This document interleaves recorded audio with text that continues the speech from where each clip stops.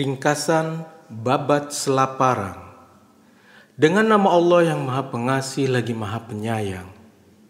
Dengan memuji dan menyebut nama Allah yang Maha Pemurah di dunia dan yang pengasih di akhirat, yang disembah tiada putusnya di kala siang maupun malam, yang semua manusia wajib menyembahnya. Penulis memulai ceritanya. Tersebutlah ceritanya seorang raja Selaparang bernama Kertabumi, cucu Prabu Kertajagat, seorang raja yang adil dan memiliki kekuasaan besar. Baginda mempunyai patih bernama Arya Sudarsana, gelar Arya Banjar, yang bermukim di Perigi. Pada suatu hari Senin, di waktu bulan purnama, sang patih disertai para pengiringnya menghadap Baginda dengan membawa persembahan burung serba putih. Kedatangannya menggegerkan seisi negeri, termasuk permaisuri berkenan melihat patih melalui sebuah tangga. Atas takdir Allah, permaisuri terjatuh dari tangga hingga tak sadarkan dirinya. Melihat kejadian itu, Baginda sangat murka, menganggap patih Arya Banjar membawa bencana dan memerintahkan patihnya yang lain, Patih Waringin dan Patih Mumbul, agar menangkapnya. Peperangan segera berkobar sampai disambut malam.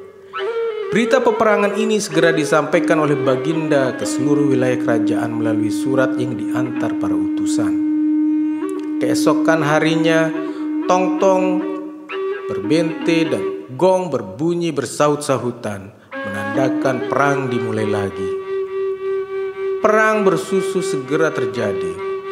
Patih Waringin gugur melawan Arya Banjar, serta Patih Mumbul kena tangannya, dan perang pun terus berlangsung hingga malam tiba. Beberapa demung dan patih Selaparang berguguran di medan perang. Malam hari Raja Selaparang bermusyawarah dengan semua patih dan semua pembesar kerajaan, membicarakan tentang perang siang tadi. Patih mengusulkan agar meminta bantuan ke Banjarmasin, yang segera disetujui Baginda. Setelah 3 bulan dalam pelayaran, utusan Selaparang sampai di Banjarmasin. Kedatangan mereka diterima Raja Banjarmasin dengan segala senang hati. Selama setengah bulan di sana, para utusan bersenang-senang. Permohonan mereka dikabulkan Baginda dengan mengirim Patih Pilu dan Patih Laga. Mereka ini adalah panglima perang. Sementara itu, bala bantuan dari Banua, Bayan, Kentawang, Tempit, Pejanggi, dan Barenge tiba pula di Selaparang. Perang berlangsung setiap hari. Tentara Parigi selalu unggul. Selaparang mengalami kekalahan dalam setiap pertempuran. Setelah setengah bulan pelayaran, kedua Patih Banjarmasin tiba di Labuhan Carik. 2 hari di sana, pelayaran diteruskan ke Labuhan Lombok. Kedatangannya disambut dengan upacara kebesaran dan dijamu dengan berbagai makanan dan minuman. Dengan menunggang kuda, Patih diiringi menuju istana di Selaparang dan diterima di Balai Rungsari. Keesokan harinya, Patih Pilu dan Patih Laga dengan disertai bala tentara berangkat menggempur Parigi. Pertempuran seru segera berkecamuk. Rakyat Parigi berguguran, sisanya melarikan diri. Semalam-malaman, rakyat Parigi sibuk menguburkan temannya yang gugur. Hatinya sendu dan sebagian pindah ke desa lain. Arya Banjar bermusyawarah dengan sisa rakyatnya yang tinggal 20 orang lagi. Setelah siang perang terjadi lagi, desa Parigi diserbu Selaparang. Dalam pertempuran, Arya Banjar lemah lunglai dipengaruhi kesaktian keris Banjar. Sang patih melarikan diri, Dewa Parigi pun takluk, dan seluruh rakyatnya ditawan dibawa ke Selaparang. Seisi negeri bergembira ria menikmati kemenangan yang diperolehnya. Patih Arya Banjar melarikan diri ke Barenge dan berlindung pada kakek Petawisan. Istrinya, Lala Chandra, dengan disertai 2 orang wanita dan 2 orang laki-laki melarikan diri ke Bayan. Kemudian berlindung pada pamannya bernama Raden Wiranata yang tinggal di desa Anyar. Di pihak lain, Prabu Kertabumi di hadapan kedua tamunya menanyakan adipati, menteri punggawa, demung dan lurah kemana larinya Arya Banjar. Sang patih menyembah tidak tahu. Sementara itu Patih Laga memohon diri hendak kembali ke Banjarmasin. Sedangkan Patih Pilo tetap tinggal untuk mengejar Arya Banjar. Raja Selaparang memberikan 20 orang tawanan, masing-masing 10 orang laki-laki dan 10 orang wanita kepada Patih Laga untuk dipersembahkan kepada Prabu Banjarmasin. Patih Laga diantar ke Labuhan Lombok. Patih Pilo mohon diri hendak mencari Arya Banjar ke Baringa. Keberangkatannya diiringi bala tentara dan orang yang membawa perlengkapan dan perbekalan. Mendengar kedatangan Patih Pilo tersebut, Arya Banjar melarikan diri ke selatan dan bertemu dengan Dukuh Tampingan Penah yang tinggal di Dusun Pengsing. Dukuh tersebut menasehati agar Arya Banjar menghambakan diri kepada Meraja Kusuma, Datu Pejanggi atau Raja Pejanggi.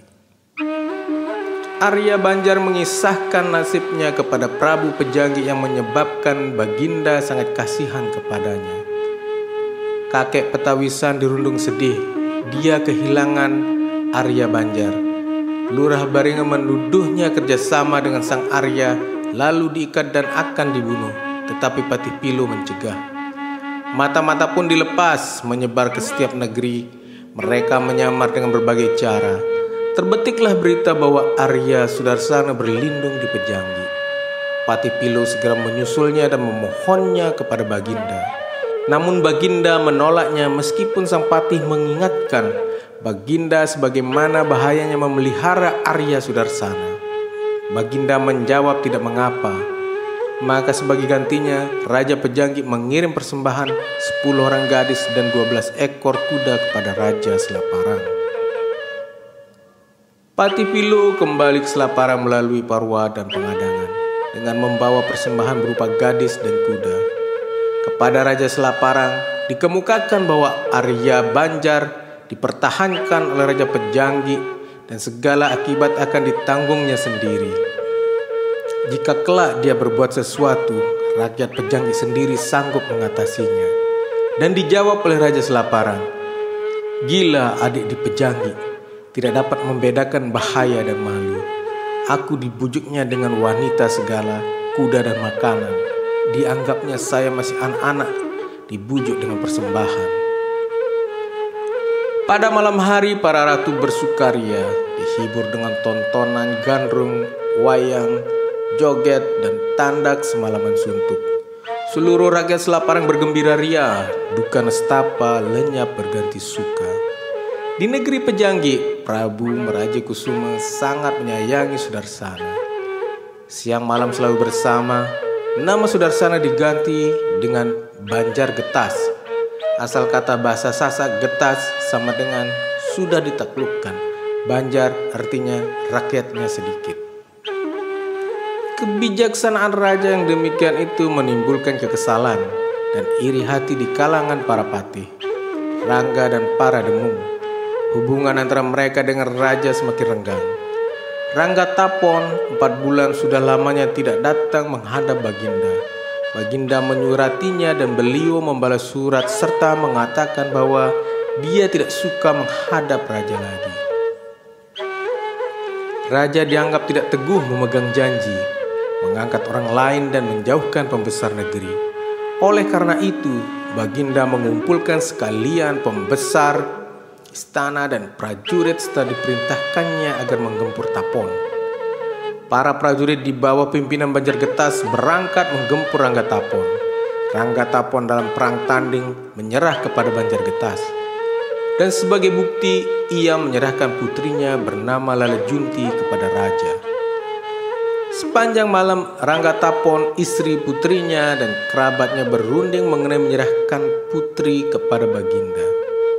Kebijaksanaan Rangga yang demikian sangat menggembirakan rakyatnya.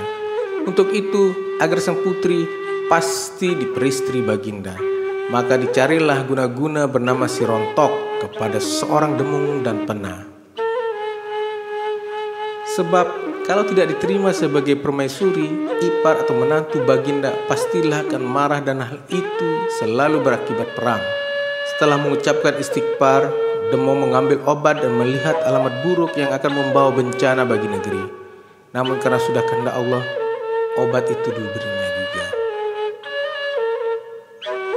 Baginda menerima laporan tentang penyerahan Rangga Tapon dan Baginda berkenan akan datang sendiri ke Tapon.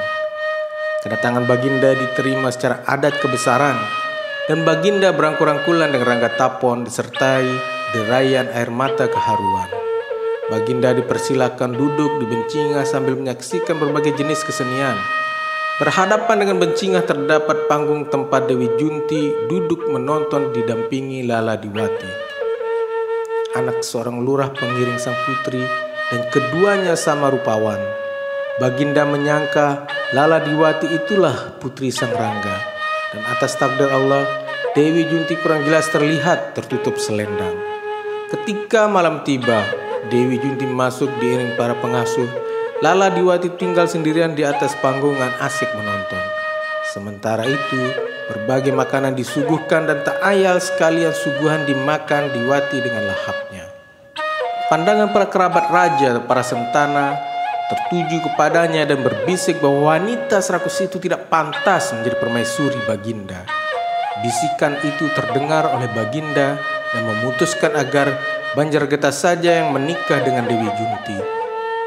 Cerita beralih kepada seorang bernama Datu Banua, mempunyai seorang putri cantik jelita bernama Dewi Kendran. Raja bermaksud hendak mempersembahkan putri itu kepada Raja Pejanggi untuk menjadi permaisurinya. Raja Pejanggi menerima maksud Datu Banua itu dan berjanji akan menjemputnya. Pada waktu bulan purnama, Raja Pejanggi bersurat kepada Rangga Tapon agar menikahkan Lala Junti dengan Banjargetas. Menerima surat itu, Rangga Tapon sedih bukan buatan. Namun karena kehendak Allah, semuanya diterimanya dan dilangsungkanlah pernikahan secara besar-besaran selama setengah bulan. Setengah bulan sudah lamanya Raja Banua menanti utusan dari Pejanggi, tetapi tidak juga kunjung tiba. Dewi Kendran tidak tahan menanggung rindu dan mengirim surat pada Baginda. Bila raja tidak jadi mengawininya, dia pamit hendak ke Pulau Bali dan mencari jodoh, atau bila nasib buruk merundungnya, mungkin tenggelam di telan gelombang. Menerima surat yang demikian bunyinya, Baginda pun segera mengumpulkan para patih, demung, dan sentana serta sekalian rakyatnya, memutuskan untuk hendak menjemput Dewi Kendran keesokan harinya. Pernikahan Baginda dirayakan besar-besaran. Seluruh keperluan dipersembahkan oleh sekalian rakyat dan para sahabat serta sekalian kerabat sesuai yang bermukim di bumi Sasak. Tersebutlah cerita Raja Kentawang mempunyai seorang putri cantik jelita bernama Nila Emas. Ia tidak mempunyai misan yang akan menjadi jodoh putrinya. Banyak putra bangsawan yang melamar, tetapi tak seorang pun yang diterimanya. Bahkan ia berkirim surat kepada Raja Pejanggi bermaksud hendak mengabdi di sana. Siang malam, tak putusnya Dewi Nila Emas memuja Allah. Sampai akhirnya dalam tidurnya ia bermimpi disambar burung. Keesokan harinya dia meminta kepada para sentana agar mempersiapkan rakyat yang akan mengantar ke Pejanggi. Sang putri diantar ke Pejanggi dengan upacara kebesaran. Kedatangannya di istana disambut dengan gembira oleh para putri istana. Banjargetas dan istrinya juga datang menghadap.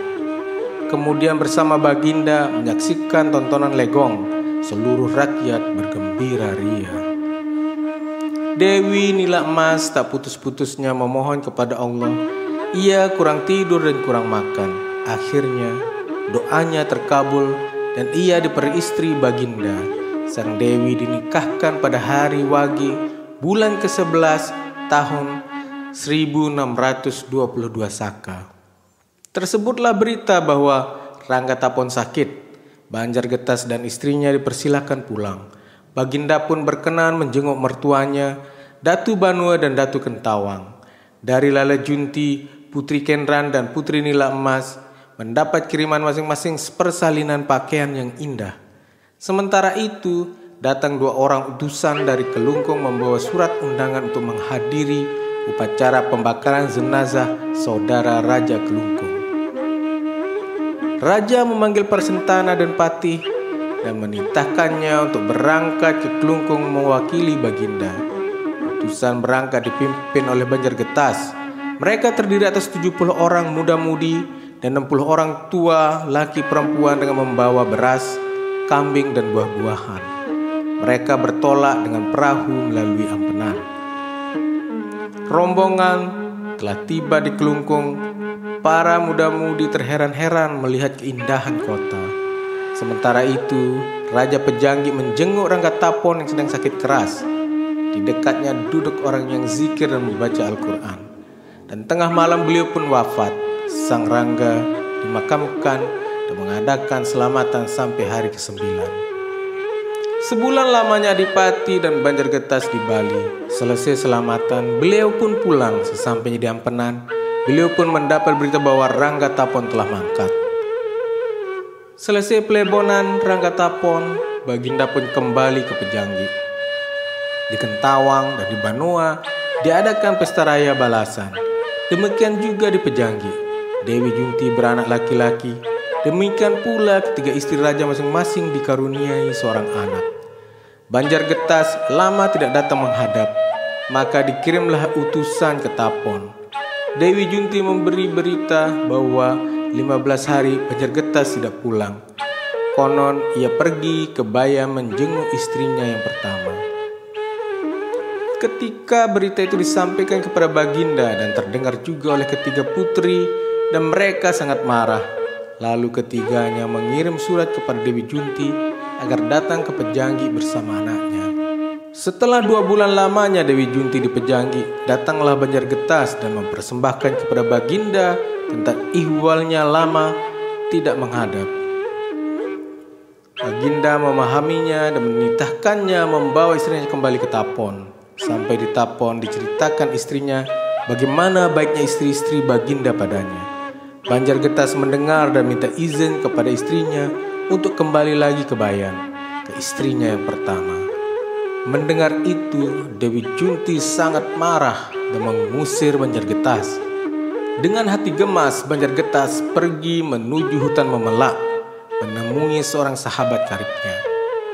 Arya Banjargetas menceritakan kesedihannya pada sahabatnya dan mereka bersedia sehidup semati.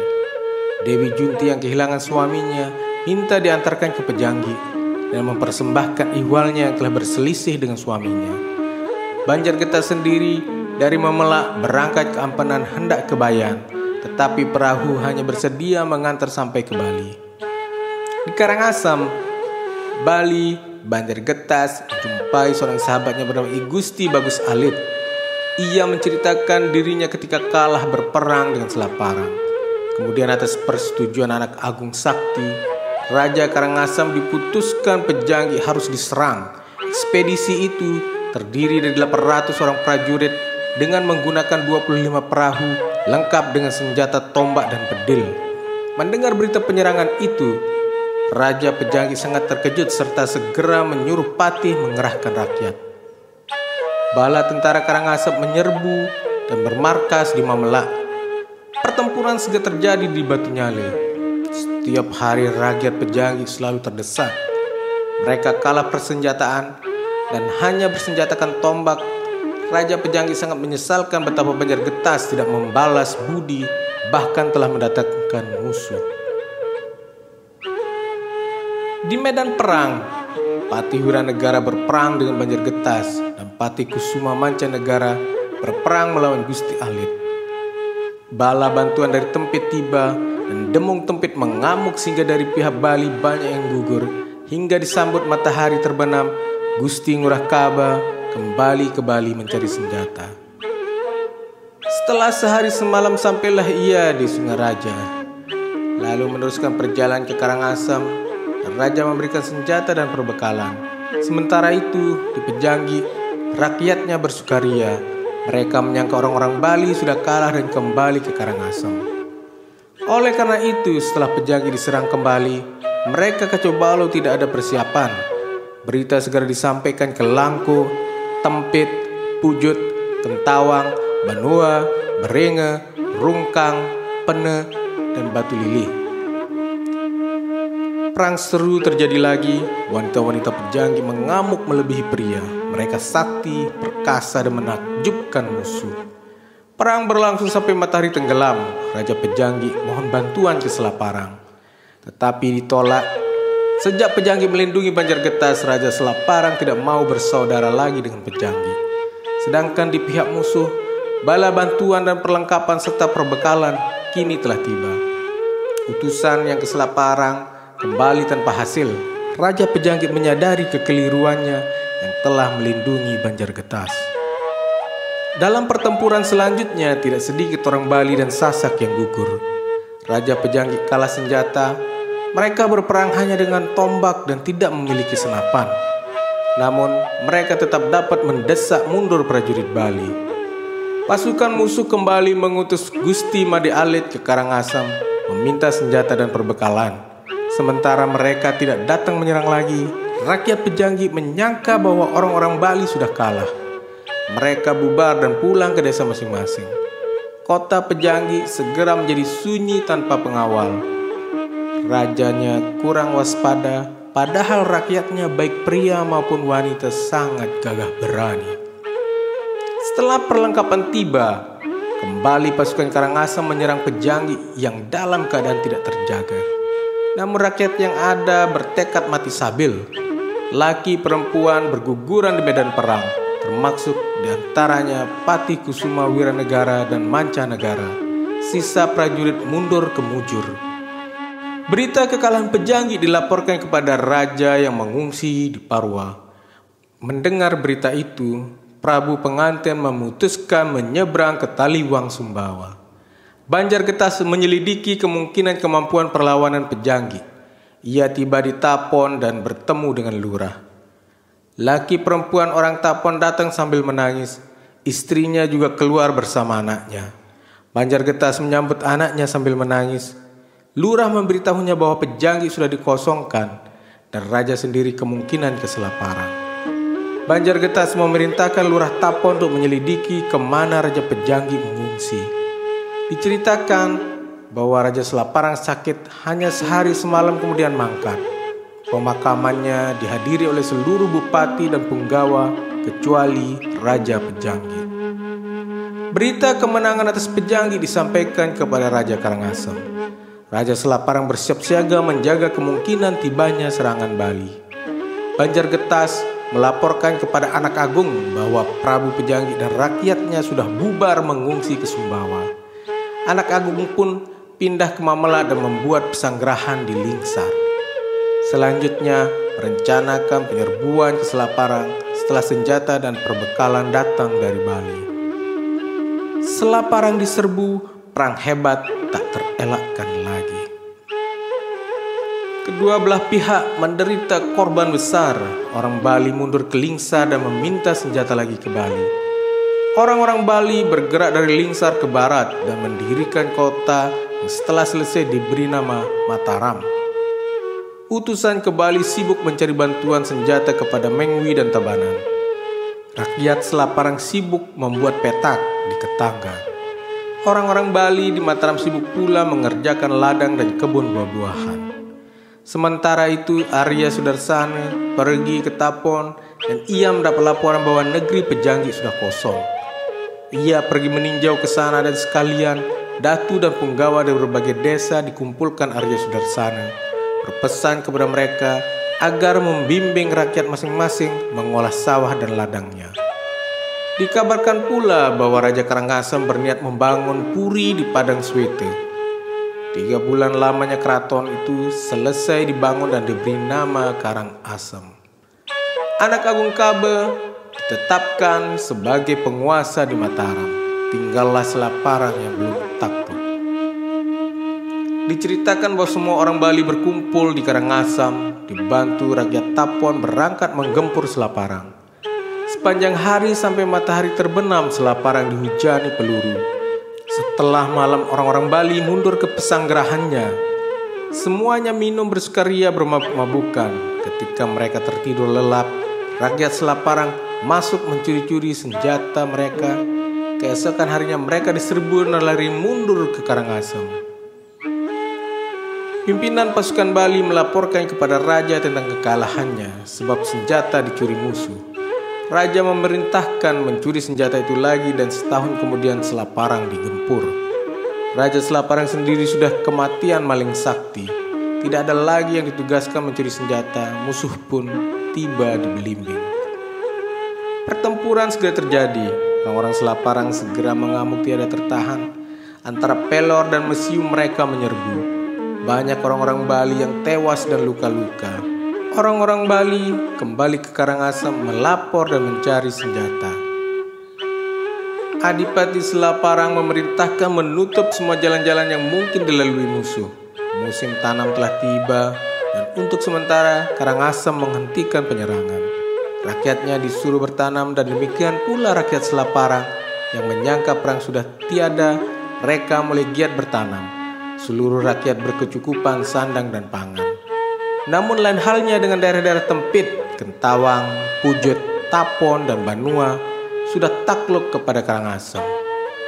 Setelah orang Bali cukup senjata dan perlengkapannya, mereka kembali menyerang Selaparang, tetapi tertahan di Kali Belimbing. Mereka tidak dapat maju, semua jalan sudah ditutup. Oleh karena itu, pasukan yang dibawa pimpinan Arya Sudarsana dan Anak Agung Ngurah mengambil jalan lain dan menaklukkan desa-desa Mamban dan Napit Ai. Selaparang pun segera mengerahkan rakyatnya. Kedua pasukan bertemu di Pringgesele. Perang dahsyat pun tak dapat dielakkan lagi. Dari kedua belah pihak banyak yang gugur. Perang berlangsung setiap hari. Hanya malam yang memisahkan mereka. Bala bantuan dari Bayan tiba dipimpin oleh raja sendiri. Dan mereka sakti-sakti. Setelah perang sehari penuh, kedua belah pihak beristirahat di markas masing-masing. Ketika itulah Datu Bayan memerintahkan pasukan wanita menyerang orang Bali yang sedang tidur nyenyak di kemahnya. Ke-30 prajurit wanita membaca ajinya, maka datanglah beratus-ratus menjangan menyerbu dan menanduk prajurit Bali yang sedang tidur nyenyak di kemahnya. Seluruh prajurit sangat terkejut dan bangkit menombak menjangan, tetapi yang kena temannya sendiri. Pasukan yang gugur tidak terbilang banyaknya. Sisanya melarikan diri tanpa tujuan. Sungguh ajaib, setelah selesai tak seekor pun menjangan yang mati dan hilang tanpa bekas, kecuali mayat bergelimpangan. Orang-orang Bali yang masih hidup di bawah pimpinan Anak Agung Kaba dan Sudarsana mundur kembali ke Karangasem. Mereka disusul oleh Patih Ranggabaya, tapi tidak terkejar. Kemenangan dilaporkan kepada Raja Selaparang, namun Patih Ranggabaya mohon agar prajurit tetap disiagakan terus karena musuh pasti sewaktu-waktu akan datang menyerang dan untuk kesiagaan ditugaskan mata-mata. Gusti Kaba dan Sudarsana yang melaporkan kekalahannya selanjutnya diperintah rajanya agar meminta bantuan prajurit dan senjata ke Pulau Bali. 5 bulan kemudian, bala bantuan itu pun tiba dan Karangasem bersiap siaga menggempur Selaparang. Prajurit Bali mengepung Selaparang. Mereka berjumlah banyak dan lengkap dengan senapan. Pertempuran berlangsung sepanjang hari. Prajurit Selaparang kekurangan senapan, tetapi dengan tekad keberanian, mereka mengamuk sampai hari menjelang malam. Semalam-malaman, Raja Selaparang bermusyawarah dan memutuskan untuk menyerah dengan mengibarkan bendera putih. Berita kemenangan ini disampaikan oleh utusan kepada Raja Karangasem. Kemudian menyusul Raja Selaparang bernama I Gusti Kaba dan Sudarsana datang menghadap dan disambut dengan upacara kebesaran. Ketika hendak kembali, Raja Selaparang diberi keris dan pakaian. Demikian pula para pati dan punggawa. Pemerintahan kerajaan Selaparang tetap dipegang raja yang lama dengan status merdeka, hanya diminta setelah cukup 3 tahun supaya Selaparang menyerahkan upeti kepada Karangasem. Demikianlah Raja Selaparang beserta sekalian pengiringnya kembali ke Selaparang.